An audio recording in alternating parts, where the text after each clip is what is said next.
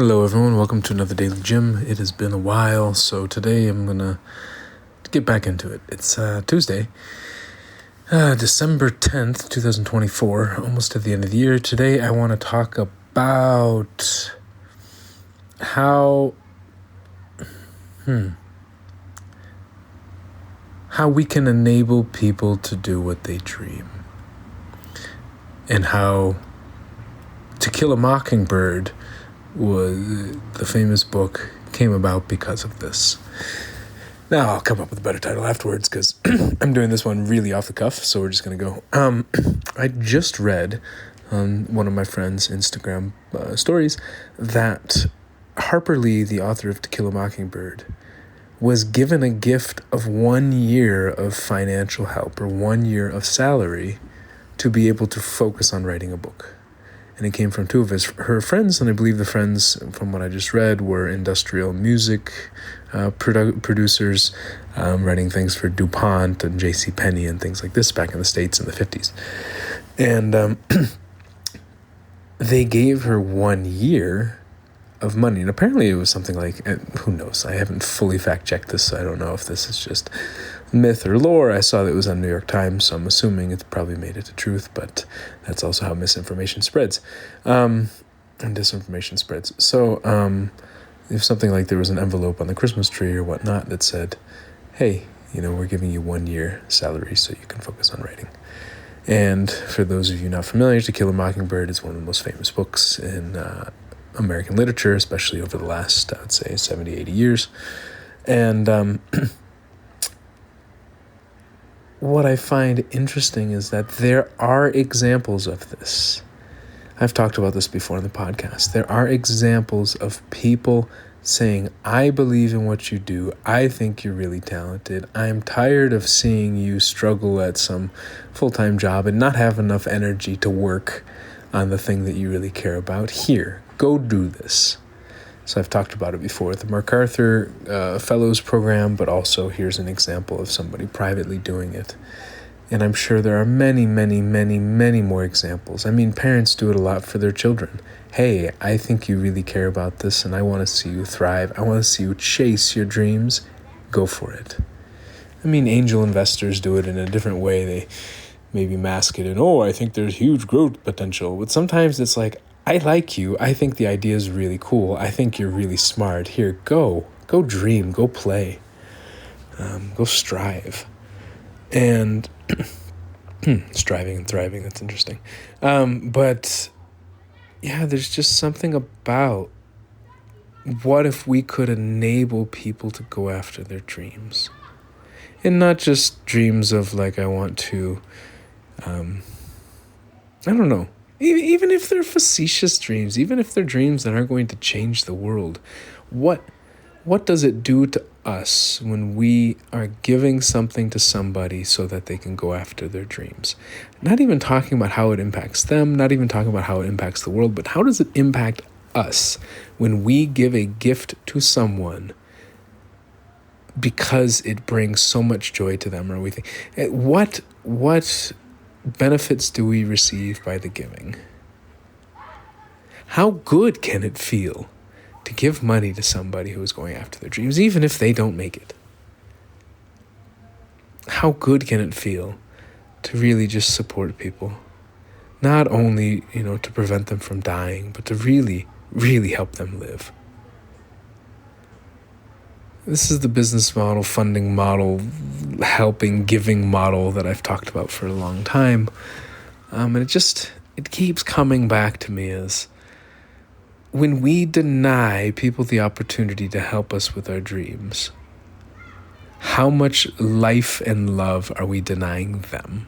How much are we hurting them? How much are we withholding kind of the dreamlike state from them? The excitement, the ambition, the energy, the uncertainty, the giddiness. How much do we deprive them of something like that by not letting them help us? I have a friend of mine, and he's helped me out with a little bit of money. But more than that, he's helped with the money, but he's also helping me. He's like, dude, your website needs to get better, so let me help you with the website. And he's like, I believe that you're really talented, you're really skilled, and what you can do in this world is really helpful. Like, I want to help you. And so there's an element there that I think, yeah, it's about how much I can impact the world. But I honestly think he just cares about me a lot. I care about him too. We've known each other a long time. And I think he probably sees me swirling in some pattern. He's like, no, I want to light a fire under you because I care about you. And to help you makes me feel so good. And again, I reflect on how generous we can be in giving to others, but how often do we deprive other people from being generous in giving to us and the benefits that are associated with that?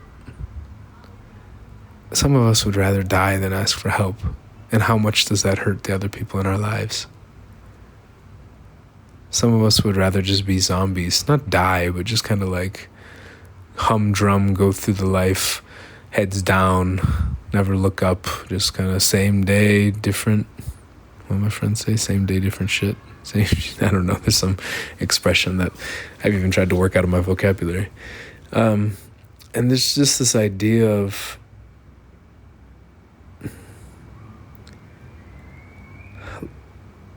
letting other people help us live so that they can live, so that they have purpose, so they have excitement, so they can see the people that they care about really striving, really going after what they want.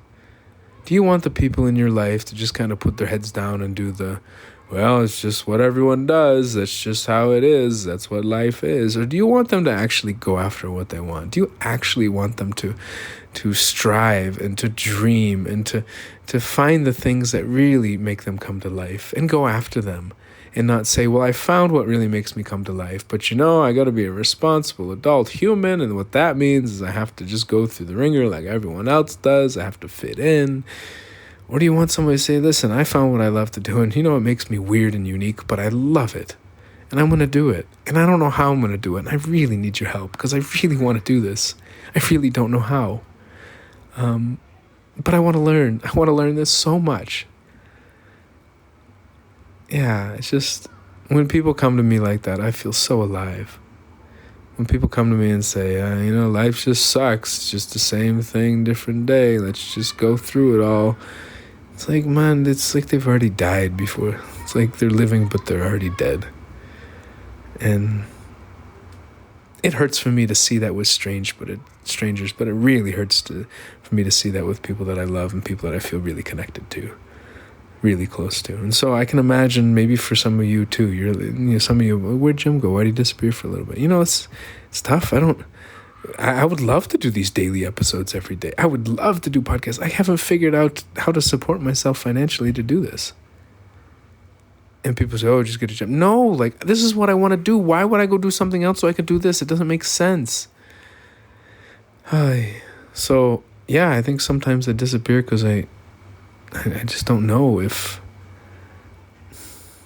I don't know. It's like I got to fit in all these damn boxes just so that I tick off what everybody else thinks is a proper way to live life. Instead of them going, whoa, you found something that really, really excites you and you could really help a lot of people and you want to do it? Here, let me support you do it. Let me support you in doing it. I don't know. Now I've reached the complaining part of the episode and it's almost 10 minutes, so. But I think there really is value into the frustration and being like, I don't know, and value in recognizing that there have been moments in history when really powerful things have been supported by people who just believed in the person and said, I don't know what you're going to write, but here, take a year. Figure out, here's a year. Here's 12 months of you not having to worry about rent or food or this or that. Just go write. I wonder what that would unleash in me. I wonder what that would unleash in so many other people if we were just given these opportunities. Given these opportunities of somebody in our lives, some close friends who said, listen, I want to see you chase your dreams.